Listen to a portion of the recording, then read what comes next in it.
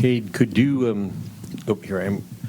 Could you figure out what happened early on, what hit you guys, and how hard was that to fathom right out of the box? I mean, both teams came out to win the game. Just went their way. I don't really have an answer outside of that. Cade, obviously the team accomplished a lot this season. Not how you wanted it to end tonight, but where's your mind at now? And I guess how do you reconcile those two things, understanding that this team made a lot of progress, but obviously didn't end the season on the note you guys wanted to end it on? Yeah. That game sucked. Being back home, definitely wanted to get this win in front of the fans. Reminded me of last year, losing on the home court. It's not a great feeling. So I hadn't been thinking about the off season. So, my mind's been racing now, trying to figure out, what I got to do, what it's going to look like. That's really it. Just immediately, how do you kind of feel you can continue to grow from this season, and what has kind of inspired that growth? Working on my body, becoming a better athlete, things like that. All those things will help me a lot. Continuing to sharpen my game. My game feels sharp right now.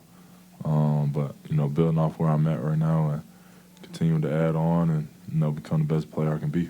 All those things are on the forefront of my mind, and I have time to work on those things. So I'm just focused on how I can get better now. Can you talk about what this game was like, especially early on when so much was on the line and all of a sudden you look up, you're down 10, down 15, down 20. Osser said that he felt like they came out and kind of hit you first, and he said you guys always want to be in a position to hit first and make them react and not have to react to the other thing. Was there some of that going on? Did it feel almost stunning to sort of be in that situation during this game? Stunning. Felt like early on, some of the plays just, were bad bounces or miscommunications, giving them points and stuff. Felt like it was something that we'd be able to fix, and we just never got it together. So credit to them. They did, everything they needed to do to win the game tonight, and we fell short of that. Okay, obviously it's fresh, and JB was saying he refused to say this was a disappointment season just based on what you guys were able to do. You talked about it, like what you want to grow at, but what's something about this season or these playoffs that you are proud of, you can't hang your hat on just from this experience as well? He's right. We had a great year. We grew a lot, grew from last year. That was the whole goal of this season, was to grow and become a better team than last year, and we did that. Obviously, disappointing series right here. Fell short of, doing enough of the right things to win the series. But we were number one seed for a reason. We won a lot of games this year. We played great basketball all year long. Really established the identity and stuff that we didn't have for a long time. So, all those things are positives and things that, we'll take into the off season and come back next year and grow from. Kate, kind of going off of that, in the 2 short years that J.B. Bickerstaff and Trajan Langdon have been here, the standard is raised quite significantly here for this Pistons team. Just as you do kind of reflect and head into the offseason, I know obviously a lot of negative feelings about how the season ended, but, how grateful are you not only just for, J.B., Trajan, what they've brought here, but also just everyone in that locker room that you fought alongside this season? Yeah, very grateful. I'm grateful for the whole season. Grateful that everybody, came out of the season healthy. Nothing crazy. But like you said, starting with the guys in the locker room, we had a lot of fun this year, competing with each other. Practice, flights, games, obviously, had a lot of fun. We bonded more than any other team that I've had in the NBA. And, a lot of that is a credit to coach and, just the environment that he instilled, Trajan, the environment that they instilled in the building. Things that are business, but also we have fun together and we enjoy our time with each other. So, I can't thank everybody enough for, just creating that environment, allowing us to grow in the way we did, and all the support that, I've had and the whole team has had this season. Cade, knowing that you guys didn't as a collective play your very best game to finish the season, how much does that fuel you all going forward into not only next season, but the off season and what you could probably do, what you want to do from here? Yeah, a lot. I mean, it's hard not to. You know, it was a great opportunity this season, you know, to move forward and to continue to, you know, experience new things that we hadn't been exposed to. Fell short. We were right there, but we fell short. So, you know, I think that chip and that sting is going to sit for a while, and got to work through it and continue to grow. Thank y'all. Yep, you got to take it.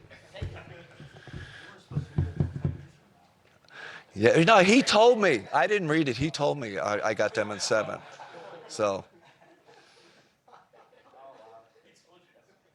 I didn't read it.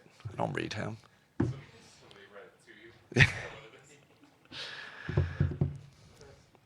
Hey, Kenny. You said before the game that you just needed Donovan Mitchell to beat Donovan Mitchell tonight. In what way do you feel like that manifested itself? He was better than Donovan Mitchell. Is that possible? I don't know if I can. That's like bad English.